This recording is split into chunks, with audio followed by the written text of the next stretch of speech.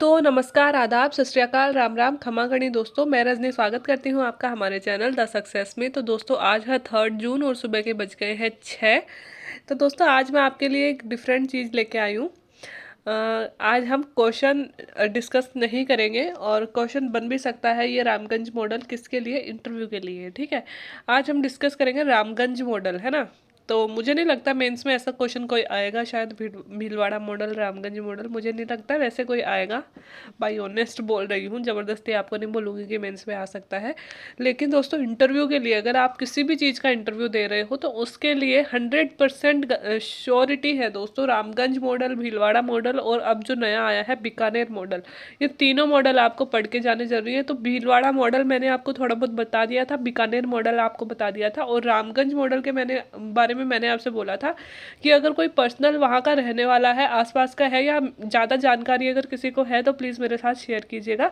तो हमारे एक प्यारे से सब्सक्राइबर है शकील अहमद, ये बहुत बार कमेंट भी करते रहते हैं। तो इन्होंने दोस्तों इतनी प्यारी सी स्टोरी लिखी, मुझे लगा आप सब लोगों के साथ शेयर करना चाहिए। मैंने भी बस नाम ही सुना था, मुझे इतनी डीप स्टोरी पता नहीं थी रामगंज मॉडल की, क्योंकि गूगल वूगल पे इतनी ज़्यादा कोई है मिलती नहीं है ना। अब इन्होंने मतलब भेजी है, या तो सर्च करके या फिर अपने पर्सनल एक्सपीरियंस से, जो भी है तो बहुत ही शानदार है। तो आप सब लोगों के साथ शेयर करना बनता था, तो थैंक यू सर, आपने जो भेजी है अपनी स्टोरी, मतलब ये रामगंज मॉडल की स्टोरी तो मुझे अच्छी लगी, तो इसलिए आप लोगों के साथ आज यही शेयर करूँगी। इंटरव्यू पर्पज़ से इम्पोर्टेंट हो सकता है दोस्तों, लेकिन मेंस के लिए इतना ज़्यादा ज़रूरी नहीं है। तो बात करते हैं दोस्तों, इन्होंने जो स्टोरी लिखी है, एक स्टोरी जैसी ही है, याद करने लायक नहीं है, कुछ भी पढ़ेंगे और अपने आप ही याद हो जाएगी। तो केंद्र के स्वास्थ्य मंत्रालय से लेकर निचले तबके का हर कोई समाज विशेष को कोरोना वायरस के संक्रमण में टारगेट कर रहा था। समाज विशेष का मतलब आप समझ ही गए होंगे कि उस टाइम पे जब कोरोना की फर्स्ट वेव आई थी तो हम एक स्पेशल वर्ग और तबके को टारगेट कर रहे थे कि भाई इनकी वजह से, और खासकर हम नहीं करते हैं, हम तो बहुत सिंपल से लोग हैं, जनता को कुछ पता ही नहीं है। ये करता है सोशल मीडिया और ये न्यूज़ चैनल, इनको अपने चैनल चलाने होते हैं और ये हमारे दिमाग में जहर घोलते रहते हैं, ठीक है। और हम लोग इनकी बातों में आते भी रहते हैं। तो ज़्यादातर ये जो काम करते हैं ये सोशल मीडिया के द्वारा ही किया जाता है। सो इनकी जो फेक न्यूज़ होती है, अपने चैनल की पॉपुलैरिटी के लिए जो चीज़ें होती हैं वो हमारे सामने परोसी जाती है और हम उन पर विश्वास भी कर लेते हैं। तो हमको पता है कि एक तबके विशेष को टारगेट किया जा रहा था। इस तरह की कई तरह की अफवाह भी थी कि ऐसे वक्त पर जयपुर के रामगंज पर सरकार का भीलवाड़ा मॉडल भी काम नहीं कर रहा था, क्योंकि बहुत तरह की कई तरह की अफवाहें फैली हुई थी। और भीलवाड़ा मॉडल जो हमने बात की थी कि सरकार ने वहाँ पे किस तरह से स्ट्रिक्टनेस दिखाई थी और किस तरह से पूरे भीलवाड़ा को कुछ ही दिनों में कोरोना मुक्त कर दिया था, तो वो मॉडल यहाँ पे काम नहीं करने वाला था, क्योंकि यहाँ पे मुस्लिम वर्ग ज़्यादा था और मुस्लिम वर्ग का पुलिस पे ट्रस्ट नहीं था और पुलिस का उन पे नहीं था, दोनों ही चीज़ें हम बोल सकते हैं। तो दोस्तों मेडिकल टीम के पहुंचते ही लोग घरों के दरवाजे बंद कर लेते थे, और मुश्किल के इस दौर में जयपुर पुलिस ने अनूठा सामाजिक प्रयोग किया, जिसकी बदौलत रामगंज में सर्वे और सैंपलिंग में वो सफलता पा सके। हम सब ने उस टाइम पे बहुत सारे वीडियोस देखे थे कि मुस्लिम लोग जो हैं डॉक्टर्स के साथ सही बिहेव नहीं कर रहे हैं, कहीं पत्थर बरसा रहे हैं, कहीं पे कुछ कर रहे हैं। अब पता नहीं उनमें कितनी चीज़ें असली थी, कितनी चीज़ें नकली थी, लेकिन सोशल मीडिया पे वो चीज़ें खूब आई थी, है ना। हम सब ने वो बहुत सारी चीज़ें देखी थी। तो दोस्तों उसका ही असर था, क्योंकि कहीं ना कहीं मुस्लिम लोगों का ट्रस्ट उस टाइम पे कम हो गया था मेडिकल टीम पे भी, और वो लोग जाते ही, जैसे ही वो भीलवाड़ा सॉरी रामगंज में पहुँचते, डर के मारे कि ये अपना धर्म नहीं चेंज कर दे या जो भी है, मतलब उन लोगों को भी अजीब डर थे। तो उसकी वजह से दोस्तों वो अपने घरों के दरवाजे बंद कर लेते थे। उस टाइम पे जयपुर पुलिस ने दोस्तों अलग ही तरह का प्रयोग किया, और उनकी बदौलत ही मतलब डॉक्टर वहाँ जाके सर्वे और सैंपलिंग कर पाए। तो वो क्या था, वही चीज़ें हम आज पढ़ेंगे। नाम दिया गया टीम 9, है ना। टीम 9 की सूझबूझ ने दरवाजे खुलवाए। रामगंज में गत 26 मार्च को एक कोरोना पॉजिटिव की सूचना पर पुलिस और मेडिकल टीम क्षेत्र में पहुंची, लेकिन टीम को देखकर लोगों ने घरों के दरवाजे बंद कर लिए। टीम 9 उसको नाम दिया गया था दोस्तों। तो जब 26 मार्च को पहला कोरोना केस रामगंज में आया, जैसा कि मैंने पहले कहा था कि जयपुर का सबसे बिजिएस्ट इलाका हम बोल सकते हैं, मतलब सघन आबादी है दोस्तों वहाँ पे। आप हमको पता है मुस्लिम्स में थोड़ी आबादी मतलब ज़्यादा पाई ही जाती है, और स्पेस उनके पास था नहीं। एक घर शहर में बहुत बहुत सारे लोग वहाँ पे रह रहे थे, तो सोशल डिस्टेंसिंग का कोई मतलब ही नहीं था। तो सबको ये पहले से डर था कि रामगंज में अगर कोरोना फैल गया तो उसे कंट्रोल करना बहुत मुश्किल हो जाएगा। और हुआ भी यही, जैसे ही वहाँ कोरोना का फर्स्ट मरीज आया दोस्तों, अफरा तफरी मच गई जयपुर में। और इसको लेकर जयपुर की पुलिस है जो वहाँ पे पहुंची मेडिकल टीम लेके जैसे ही रामगंज, और टीम को देखकर लोगों के सारे घरों ने अपने दरवाजे बंद कर लिए। जांच में सहयोग के लिए टीमों ने काफ़ी प्रयास किया, लेकिन उनकी एक नहीं चली। डॉक्टर्स ने बोला कि हम आप लोगों की मदद करने के लिए आए, लेकिन उस टाइम पे दोस्तों हमारे मीडिया ने इतना जहर घोल दिया था कि ना तो मुस्लिम वर्ग हम पे ट्रस्ट कर रहे थे और ना ही डॉक्टर्स पे ट्रस्ट कर रहे थे। किसी पे भी उनको ट्रस्ट नहीं था। दोनों एक दूसरे के एक तरह से विरोधी जैसे ही बन गए थे। कई स्थानों पर तो टीम को भला बुरा कहकर भी भगा दिया गया। ऑब्वियसली दोस्तों बदतमीजी तो हुई थी, डॉक्टर्स के साथ भी हुई थी और उन लोगों के साथ भी बुरा हुआ था, क्योंकि हम भी किसी अगर टारगेट मतलब वर्ग विशेष को टारगेट करेंगे दोस्तों, और वो भी वो वर्ग जो हमारे देश में अल्पसंख्यक है और जिसके साथ कुछ दिनों में अच्छी घटनाएं हुई भी नहीं है, हम ये मान सकते हैं कि एक वर्ग को लेकर थोड़ी सांप्रदायिकता का माहौल ज़्यादा फैला है। तो उस वर्ग को मतलब उस वर्ग को अगर किसी बीमारी विशेष के लिए टारगेट किया जाएगा तो उनको भी बुरा तो लगेगा, है ना। यहाँ पे किसी स्पेशल की गलती नहीं है, गलती मतलब हम सब की तरफ से होती है, ठीक है। क्योंकि हम लोग बातों में आते हैं सोशल मीडिया में और हम उसे बिहेव में अपना लेते हैं। फिर हम सोचते हैं कि ये हमारे दुश्मन हैं, ये बुरे लोग हैं, अच्छे नहीं हैं, जबकि वही लोग जो हमारे साथ इतने सालों से रहते आए हैं, हम धीरे धीरे सब कुछ भूलने लगते हैं। तो ऐसा ही वहाँ पे हुआ कि भाई टीम को ही भगा दिया गया। जांच नहीं होने की वजह से वहां के निवासियों की जान खतरे में आ गई। अब दोस्तों जांच नहीं होगी तो क्या होगा, पता ही नहीं चलेगा किसको कोरोना है, उसने किसको संक्रमित किया है, कहाँ डिस्टेंसिंग करनी है, क्या दवाई लेनी है। और जांच लोगों की जान ही वहाँ पे खतरे में आने लगी। भीलवाड़ा मॉडल यहाँ पे फेल होता नजर आया। इस पे पुलिस कमिश्नर आनंद श्रीवास्तव, दोस्तों हमारे यहाँ पे दो जगह कमिश्नरेट सिस्टम है राजस्थान में, एक तो जयपुर में एक जोधपुर में, ठीक है। तो दोस्तों दोनों जगह पे कमिश्नरेट सिस्टम है, तो दो कमिश्नर बैठते हैं। तो जयपुर के जो कमिश्नर थे आनंद श्रीवास्तव, अभी भी शायद यही है, और एडीसीपी अजयपाल लांबा, मतलब डीसीपी से असिस्टेंट डीसीपी होते हैं, अजयपाल लांबा ने सूझबूझ दिखाते हुए सामाजिक पुलिसिंग की योजना बनाई। उन्होंने सोचा कि भाई ऐसे तो ना ये पुलिस को घुसने देंगे ना डॉक्टर्स को घुसने देंगे, तो एक सामाजिक पुलिसिंग की योजना बनाई। दोस्तों ये क्वेश्चन भी कई बार पूछा जाता है कि व्हाट इज मतलब सोशल पुलिसिंग क्या होती है, सामाजिक पुलिसिंग क्या होती है। तो क्या आप लोगों को पता है सामाजिक पुलिसिंग क्या होती है? तो मतलब पुलिस इस तरह से बिहेव करे, इस तरह से पुलिस का रोल हो कि समाज के अंदर घुस जाए। मतलब जिस तरह से नहीं होते, हम बहुत सारी चीज़ों में देखते हैं कि पुलिस के लोग होते हैं जो हमारे ही अंदर होते हैं, लेकिन वो पुलिस के खबरी होते हैं।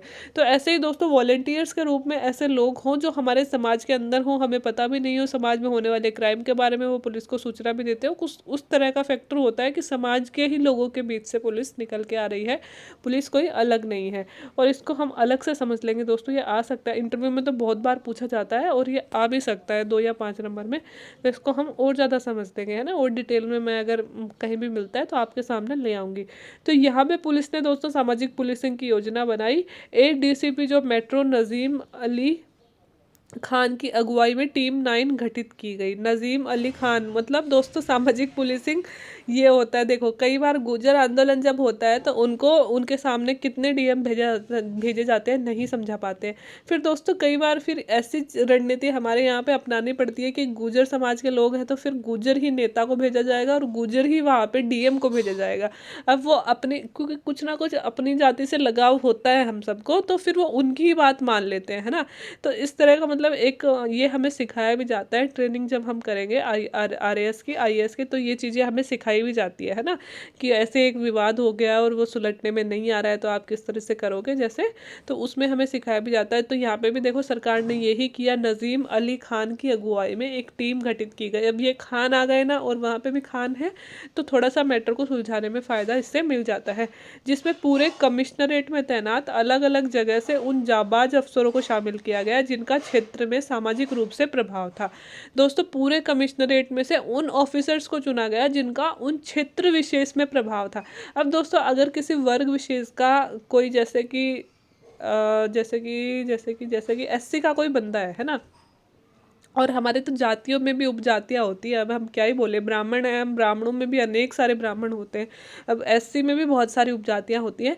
तो जैसे दोस्तों कोई एससी का बंदा है, ठीक है, अब एससी का बंदा मान लो कोई डीएम बन गया है, ठीक है, तो डीएम बनने के पश्चात दोस्तों वो जिस जाति से है, ओब्वियसली दोस्तों कि अगर किसी भी क्षेत्र में उसकी जाति के लोग होंगे तो जाति के लोग भी उसे ज़्यादा प्रेफरेंस देंगे और वो भी अपनी जाति के लोगों को ज़्यादा प्रेफरेंस देगा। ये चीज़ कई बार गलत भी हो जाती है, लेकिन कई बार दोस्तों ऐसी चीज़ों से स्थितियों पे नियंत्रण भी पाया जाता है ना। तो वो ही चीज़ हम यहाँ पे देख रहे हैं कि जो जितने भी कमिश्नरेट में हमारे ऐसे ऑफिसर थे जिनका रामगंज में अच्छा प्रभाव था, वो उन्हीं में से एक थे, है ना। इसे ही सामाजिक पुलिसिंग बोल रहे हैं कि वो उन्हीं में से एक थे, मतलब वो भी मुस्लिम क्षेत्र से, मुस्लिम धर्म से ही बिलोंग करते थे। उनको बुलाया गया और उनकी बनाई गई टीम 9।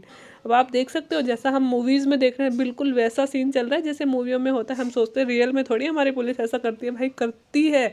हम बुराई देखते हैं, हमें अच्छा ही भी देखना चाहिए। हमारी पुलिस बड़ा शानदार काम करती है ना।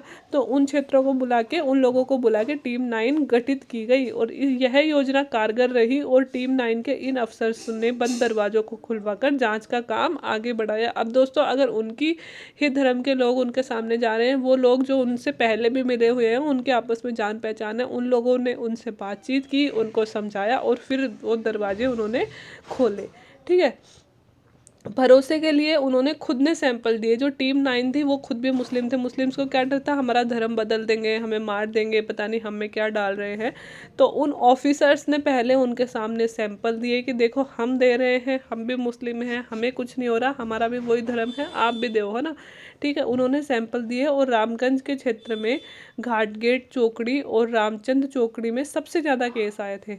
हर मोहल्ले में सबसे ज़्यादा केस कहाँ आए थे, घाटगेट में, चौकड़ी में और इन क्षेत्रों में आए थे। हर मोहल्ले में जाने वाली मेडिकल टीम के साथ पुलिस की टीम 9 का एक साथी घर घर जाकर समुदाय के लोगों को समझाने लगा। जहाँ भी मेडिकल टीम जा रही है, टीम 9 का एक बंदा वहाँ पे जा रहा है और घर घर जाकर पहले लोगों को समझा रहा है, खुद सैंपल दे के दिखा रहा है और उनसे पर्सनली बातचीत कर रहा है, मतलब उनको विश्वास में ले रहा है। जिस घर में भी कोई संदिग्ध मिलता उसे घर से बाहर निकाल कर मेडिकल टीम को सुपुर्द कर देते। वो जो बंदे हैं दोस्तों, वो टीम 9 जो लोग थे वो उनमें मिलजुल गए। जिस भी घर में संदिग्ध दिख रहा है वो उनसे पर्सनली बातचीत कर रहे हैं और उसको सुपुर्द कर रहे हैं मेडिकल टीम को। इसके बाद वहाँ रहने वाले लोगों को चिन्हित करके उनकी सूची बनाई गई और उनको क्वारंटीन कर देते। दोस्तों मतलब किसी घर में एक संदिग्ध मिला है जिसके कोरोना के लक्षण मिले हैं, तो उसको तो मेडिकल टीम अपने साथ ले गई, ठीक है। बाकी जो बचे हुए लोग हैं उनकी पूरी सूची बनाई गई, उनको क्वारंटाइन कर दिया गया, उन पर अच्छी नज़र भी रखी गई। लोगों का विरोध तो इस टीम ने भी देखा, लेकिन टीम के सदस्यों ने सूझबूझ का परिचय देते हुए समुदाय के लोगों के सामने खुद के सैंपल देने लगे। ऐसा नहीं है कि इनकी बातें जाते ही मान ली थी, इनको भी विरोध का सामना करना पड़ा था। लेकिन धीरे धीरे दोस्तों इन्होंने बहुत अच्छे से, इतनी तो ट्रेनिंग दी जाती है और इतना तो दोस्तों एक्सपीरियंस हो जाता है इतने सालों से काम करते करते, धीरे धीरे लोगों को समझाने लगे और खुद सैंपल देने लगे और फिर खुद लोगों को समझा के उनमें ही घुल मिल गए और धीरे धीरे फिर लोग इनके साथ काम करने लगे। एक बार तो मेडिकल टीम भी अवाक रह गई थी जब पुलिस अधिकारियों को सैंपल देते हुए लोगों ने घरों की खिड़कियों व छतों से देखा, तो लोगों के मन में परिवर्तन होने लगा। जब उन्होंने देखा कि भाई ये भी तो हमारे ही धर्म के हैं, ये भी तो हमारे जैसे ही हैं, जब ये सैंपल दे रहे हैं तो हम क्यों नहीं देख सकते। अब लोग समझदार और जागरूक नागरिक की तरफ बाहर आए और एक के बाद एक करके सैंपल देने लगे। कोई रेस्ट नहीं, देर रात्रि क्षेत्र में ड्यूटी, रामगंज को बचाने में जुटी इस टीम 9 ने किसी भी सदस्य ने 26 मार्च से अभी तक एक दिन का भी रेस्ट नहीं लिया था। तो दोस्तों इन्होंने लगातार काम किया, रात दिन वहीं रहे, उसी जगह पे रहे और एक दिन का भी उन्होंने रेस्ट नहीं लिया। यह टीम सुबह 9 बजे मेडिकल टीम के साथ क्षेत्र में पहुंचती है और मेडिकल टीम तो सर्वे करके 3 बजे चली जाती है, लेकिन पुलिस टीम देर रात तक क्षेत्र में ही रहकर समझाइश करती है और दूसरी व्यवस्थाओं के जरिए लोगों को जोड़ने का भी काम करती है। मेडिकल टीम तो 3 बजे चली जाती थी, लेकिन ये जो लोग थे पुलिस के टीम 9 के दोस्तों, वहाँ पे कितने सारे लोगों को क्वारंटाइन कर रखा था। जिनको क्वारंटाइन कर रखा उनके पास खाने पीने की व्यवस्थाएं हैं या नहीं, जिनको हॉस्पिटल में ले जाया गया है उनको देखभाल करने वाला कोई है या नहीं, ये सब करने का काम ये लोग टीम 9 के लोग कर रहे थे। टीम 9 के सदस्यों ने न सिर्फ मेडिकल टीम के सर्वे को प्रश्नावली बदल दी, बल्कि मोटिवेशन और समझाइश के वीडियो बनाकर क्षेत्र के लोगों में भेजे।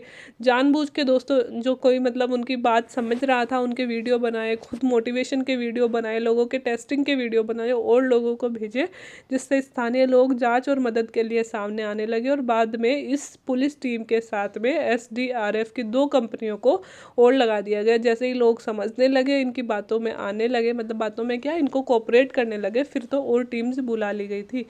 यह थी टीम 9। तो दोस्तों इतनी शानदार स्टोरी, आपको लगा होगा जैसे कोई मूवी हमने देखी हो, है ना। इतनी शानदार स्टोरी है। इस टीम में डीसीपी पश्चिम में तैनात ACP Islam Khan, ACP traffic Ahad Khan, traffic CI Mohammad Shafiq, थानाधिकारी शिप्रापत खलील अहमद, अपराजिता केंद्र से CI Seema Pathan, reserve police line से एएसआई अब्दुल जब्बार खान, थाना गांधीनगर से में एएसआई थे हुसैन अली और आरसी बटालियन से कांस्टेबल कन्हैया लाल। तो देख रहे हो कितने सारे मुस्लिम लोग पुलिस टीम में थे हमारे, और इन सब ने दोस्तों वो काम कर दिखाया जो कोई नहीं कर सकता था। इसीलिए रामगंज मॉडल इतना फेमस हुआ था। मतलब ऐसी बातें सुन के तो सैल्यूट करने का मन करता है हमारी पुलिस को और हमारे लोगों की भावनाओं को। जो लोग सोचते हैं कि मतलब मुस्लिम लोग अच्छे नहीं होते, बुरे होते हैं, तो ऐसे भी तो एग्जाम्पल हमारे सामने है दोस्तों। कोई भी धर्म, कोई भी कास्ट बुरी नहीं होती है, हमारी सोच का फ़र्क होता है दोस्तों। गरीबी, आतंकवादी भी जो बनते हैं तो गरीबी उनको बना देती है। हम जम्मू कश्मीर की सिचुएशन नहीं जानते हैं। जम्मू कश्मीर में जिस तरह से युवा बेरोजगार है दोस्तों, उस तरह से उनकी सिचुएशन उनको उन क्षेत्रों में जाने को मजबूर करती है। नहीं तो किसी के माँ बाप नहीं चाहेंगे हमारा बेटा आतंकवादी बने, लेकिन वहाँ की सिचुएशन इतनी ख़राब है कि उनको बना देती है। धीरे धीरे जम्मू कश्मीर की जब सिचुएशन संभलने लगेगी तो कोई वहाँ पे आतंकवादी रहेगा ही नहीं, है ना। और कुछ हमारे जो भ्रामक सामाजिक नेता होते हैं, चाहे वो हिंदू धर्म के पुजारी ले लो या फिर उनके मौलवी ले लो, ये भी अपना खर्चा चलाने के लिए, अपनी गाड़ी चलाने के लिए हमारे जो बेचारे सीधे साधे से लोग हैं उनको बहला फुसलाकर गलत कामों में धकेल देते हैं। ये हर धर्म में होता है दोस्तों। तो कोई भी धर्म बुरा नहीं होता है, हमें हर धर्म का रेस्पेक्ट करना चाहिए, हर कास्ट की रेस्पेक्ट करनी चाहिए, है ना। रामगंज क्षेत्र में कोरोना को लेकर कई भ्रम और अफवाहों की वजह से लोगों में भय था, जिसके चलते मेडिकल टीम का वो सहयोग नहीं कर रहे थे।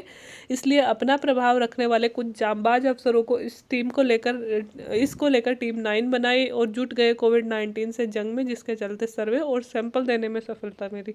और ये सारी स्टोरी बताई थी दोस्तों आनंद श्रीवास्तव, जो हमारे पुलिस कमिश्नर हैं जयपुर पुलिस के, उन्होंने।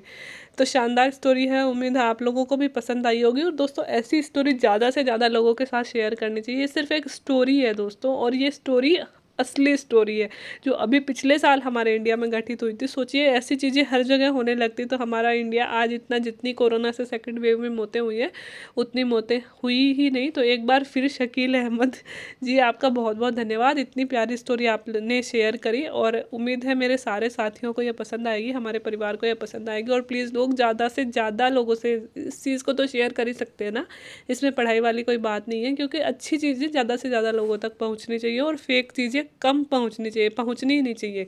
ठीक है, तो आज के लिए इतना ही। अगर वीडियो अच्छा लगा हो तो like, share and subscribe my channel. Video देखने के लिए थैंक यू सो मच।